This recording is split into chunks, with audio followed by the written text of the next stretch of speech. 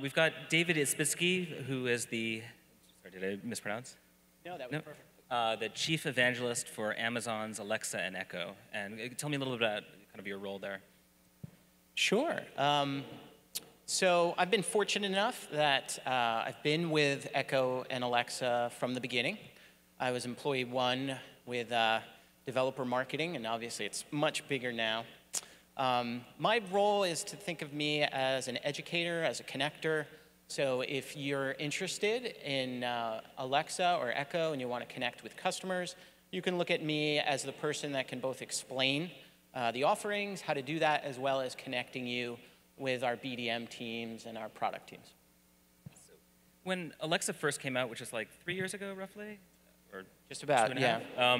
It seemed, to me anyway, like kind of a novelty. And, you know, but it's, obviously adoption has really followed in great strides, and voice search has gone up 130% in the past year, I believe. Tell me a little bit about where we are with the technology, and also, you know, are we reaching mass market adoption at this point? Yeah, it's been an interesting journey, and in fact, in the beginning, I think people associated it with the Echo device. And it was interesting to, you know, read articles, and you would see people say Echo or speaker, and over time, naturally, that became Alexa. Does anybody here have an Echo device? Okay, great. So some of you may have seen that, right? Like you're in a hotel room, and you're saying Alexa, and there's no device there. It's very interesting when that switch goes off, because voice fundamentally improves the way that we interact with technology. And it becomes, for a lot of people, it doesn't replace mobile or web, but there's this expectation that it should be there. You know, and it started out, music was huge for Echo. We heard that from customers, and we continue to evolve that. So we have things like you can ask for a song by lyrics. But really, what fundamentally changes the experience with voice is that you can talk like a human being. You can be natural. You can be spontaneous. And until you've used a device like Echo and Alexa, I think all of us have that image in our head of the IVR systems, right? You dial in and you have to hit 0 for operators so you can talk to a human being. And what's happened over time through mobile, because of the cloud and advances in machine learning and deep neural networks, a machine can understand you now. So there's this natural understanding of the language and the context. And that's what we've seen with explosive growth. So the Alexa, if you don't know, Echo is a device from Amazon, but the Alexa service is free and open. The idea is you could put it in a mobile app, you could put it in hardware, or you can teach Alexa what we call new skills. And those are the experiences. And currently, there's over 14,000 of those. And thank you for having me here today, because we're seeing an increase in local skills as well. So patches in there as flash briefing, so you can get news. You can get all local news. There's things like Grubhub, so I could say, Alexa, I'm hungry, and I can reorder food. I can book stuff with OpenTable. I can look up movie times with Fandango. And what we've tried to do is have Alexa understand the real world. So this is not computer science for you. This is as simple as taking a cloud service, which you may have for your mobile app, and letting Alexa have the conversation. So in Mary Meager's recent Web Internet Trends report, she noted that currently 20% of web searches are via voice. I think our audience is particularly interested in how the mass adoption of voice assistants like Alexa is going to change the way that people search.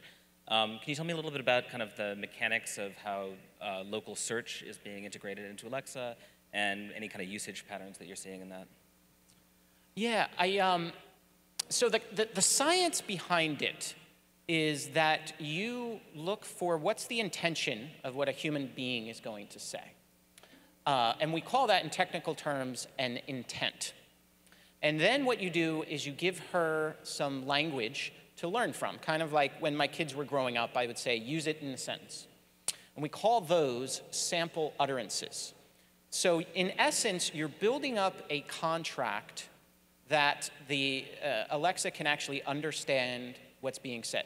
So for example, in search, if I said something like, Alexa, show me local food, she would have the ability to understand what local is, because we've just added the ability for customers to opt in and share device location.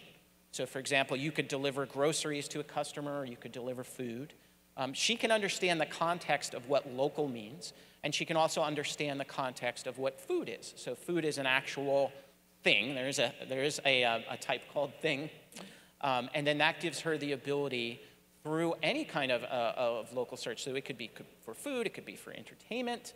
The way to think of it is C-3PO, Star Wars reference, right? Human-cyborg relations. Is there can be any kind of technology, and you can have any kind of service, with search being part of that, but we can do that naturally. Let me give you another example. Capital One has a skill, and when they released that skill, they did, what you would expect. You have, ask for your balance and mortgage and things like that. But we communicate as human beings differently, and they soon found, you know what the #1 request that they were actually hearing from people was? How am I doing? And that is such a human thing to ask, right? It means something different for everybody. It could mean, do I have enough money in the account to pay my mortgage? How is my portfolio doing? It's different for everybody. And what we're seeing now, and you see this with search and local, is that you no longer have to force a human being into the interface that you have and the vernacular and the vocabulary that they've had to use. You can actually have a normal conversation. And out of that, get very quickly to the type of information that you want. Are there things that businesses can do to rank higher within Alexa search, or are there tricks within that, I guess? What power is it, and kind of? Well, I'll take that question as, if I don't have, because today, for third-party skills, we have a certification program. So we make sure that we go through and we certify every single skill that a customer may install, and say, Amazon has looked at this, it's safe. In that, skills get rated by customers, and some of you may have done this, whether on Amazon itself. If you go to Amazon.com skills, you'll see all the experiences.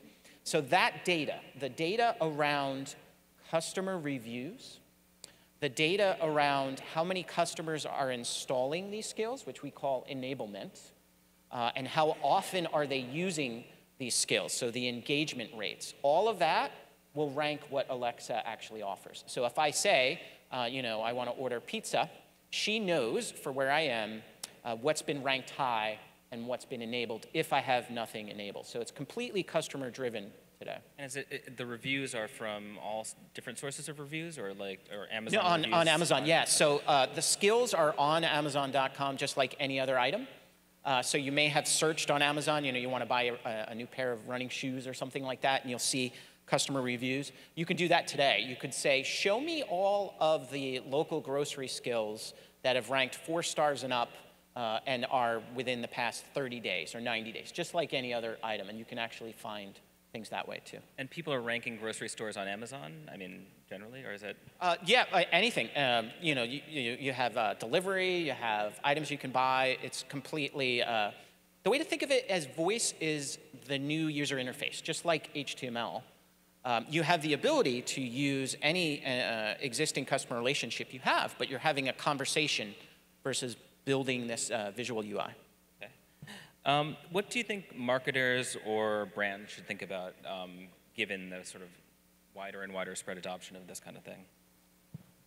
Yeah, great question. So I can tell you a lot of common themes that I see reminds me of when we had the transition to the web and we had the transition to mobile. And I really feel like mobile and web, because we had refined some of the desktop user interface, so we knew what a tab was, right? We knew a drop down because we had seen that stuff. But what does it mean to have a conversation? It's entirely new. And what you find as you start to take these experiences is a lot of times marketers and brands will look at an existing mobile app and they'll say, this mobile app has this screen And this screen, you interact with these 3 things. So I'm going to ask these 3 things. And when you have a conversation, that's very different. Asking for 3 things at once can be actually very annoying. The amount of information that you give back, if you're very verbose, it's like having a conversation with somebody who's not getting to a point, right? All of that comes into play when you're building a voice interface that we've never seen with mobile and the web. And in fact, when you start to think about these experiences, you should think in terms of what is the utility. So utility kind of flips on its head with voice versus mobile. And I'll give you an example of one. If I want to shop and I don't know what I want, a visual interface is great for that. It gives you the ability to see different types of information on the screen at one time. I can drill down.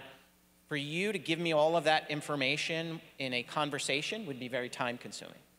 But let's say like my shoes, let's say my running shoes, I know exactly what I want and I want to reorder it. To say, Alexa, reorder running shoes, that is high utility. That's very quick. That's faster than anything. Another example is smart home. So I can say, Alexa, set home to 70 degrees, and my Nest thermostat will automatically change. I could say, Alexa, book dinner, and open table, I can book a reservation that way. So there's high utility versus the mobile space. And so that's really the thing to start thinking about is conversations around wherever you are. What is a conversation a human being will have? And sometimes that data comes in through your customer service. Sometimes if you have a chatbot today, what are people asking in chatbots? What does that mean? And it can be very different than your mobile experience. So one thing that I saw recently, Amazon partnered with Ecobee, with the idea that Alexa will be available through thermostats and through other little devices. What other kinds of IoT things, or in the announcement it said that the idea was Amazon everywhere or Alexa everywhere. How is that sort of playing itself out in IoT, and what's kind of the ultimate vision of it? Yeah, with the ultimate vision of voice really making things simple and fundamentally improving how people use technology, part of that is to enable that everywhere on anything. And so we actually have an SDK that we call the Alexa Voice Service, or AVS for short. So what you're referring to is one thermostat. There's everything from ceiling fans to sprinklers to doorbells, you name it, to the robots that go around and vacuum. And the idea is that if you're going to build something, rather than create this UI that people have to understand, why can't I just ask for something? And that hit me at this time of the year. I just realized the other day, I'm living in Star Trek. There's a robot vacuuming my pool. There's a robot vacuuming my carpet. I'm talking to Alexa to change the temperature in my home and set the lights, and I go down to my office and I just ask for music to play. And it's very sci-fi. It's very future. But that's the idea, is that as a human being, I can just have a conversation. It's the idea of ambient computing. I don't have to take out a device. I can just ask, and I'm understood of what my intention is. So just going along with that, like, what plans do you guys have for rolling out Alexa in cars, or do you have any partnerships in place? Or no, automobiles becomes a natural place. In fact, you'll see a lot of these videos on YouTube. People have taken their Echo Dot and they put it in the cup holder, and they just run their smartphone connection because they're so used to asking Alexa for things. So now I can just be driving and say, Alexa, play top hits, because voice becomes this very natural way to interact. So as part of AVS and the Alexa service, Ford, I don't know if anyone was at CES, but Ford showed off Alexa in the car. Volkswagen has announced. There's a bunch of car manufacturers that have announced. And again, it can integrate with the existing systems in the car because it's not changing what you're actually providing. It's changing how you communicate with it. So think of it as another user interface. And the Ford one is interesting because I can be in my house and I can ask about my car. So now my smart home knows about my automobile, and I could say, Alexa, how much fuel do I have left? Or When do I need to get the oil changed? Whenever that pops in my head, because all of these things are connected. And is there a way I assume not that many people have multiple Alexa devices, both in their office and at home and whatever, but do you track people throughout the day among different devices, or how does that work? No, the devices today are linked to your Amazon account. And in your Amazon account, some of you may have done this with profiles.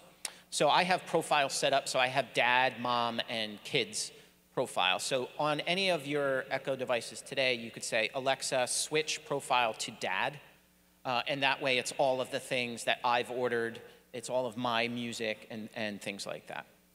So recently, you guys announced Echo Look, and I believe it's available now, right? Tell me a little bit about why visual search should be part of this equation as well. Yeah, so there's been a couple announcements. So there's the Echo Look, which actually has a camera, and it allows you to take selfies, and it's tied in with the Amazon fashion service. So in the morning, I could say, Alexa, check out my outfit. How does it look? And I can get recommendations. There's also the Echo Show, which we announced, which is an Echo device that has a screen. And what's interesting about that is it's not a screen that I have to touch. It's completely a voice-first experience. So I could ask for the weather will come up, and then it'll kind of fade away. And so it's that same existing conversation that people are used to having with Alexa. Another example is my doorbell rings, and I have a Ring doorbell. I don't have to take out my phone to see who it is. I just look at the screen. I can decide whether I want to interact with that. I can actually talk. I can have a voice chat just by doing that, and then it goes away when I'm done. So all of those new hardware announcements are really just from customer feedback of things that people are looking to do. Things, Amazon Fashion Service was one, but it's still Alexa behind it. It's still a voice-first experience. It's enhancing that experience by providing and showing additional visual information. Cool. Well, so we have a couple minutes left, and I wanted to get a couple questions from the audience. We've got one right up here.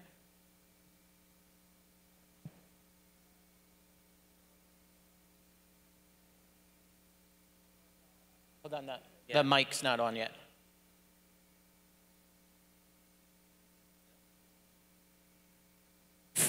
There you go. How do you manage to have authentication and security on the Alexa? And because that's Jimmy Kimmel, who has done the show and was ordering swing noodles, and all the people watching the show has ordered swing noodles on Amazon. And so you need to have an authentication. If if Matt is coming to my home, he will be able to order anything he wants on the Amazon because my Amazon Echo was connected to Amazon account and without any authentication. I think what you're asking is around online shopping and how does Alexa do shopping on Amazon? It's not only the online shopping. I've got a Volvo. I don't want anybody to start my Volvo instead of me. Okay. So I think your question around is if you're inviting somebody into your own house, how do you control what they do? I mean, that's entirely up to you. It's not a private mobile device. It is a device that sits in your home. We do take privacy it's the top priority. So for example, you mentioned online ordering. In online ordering, we do have requirements. You do need to provide a PIN. So if you ask to order something, none of that will happen unless you provide a PIN. We do require that for any experience. So for example, banking, all of the Capital One and American Express, you do have to give a PIN, just like you would if you need to verify your identity if you're doing a voice call.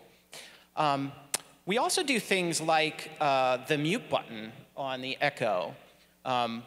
If you hit that mute button, you'll see a red light, and it's actually at the silicon level, where we cut the power to the speaker. So it's not a software like if you ever put your phone into airplane mode and someone can still listen in even though airplane mode is on because that hardware is still getting power. Alexa will actually completely cut the power. As well as the ability to go in and look at everything you've ever asked at any time, delete any of that, or delete all of that. So you have complete control over that as a customer. Cool. Do we have one more? Oh, time? All right. Well, thank you so much. I really appreciate it. Thank you, David.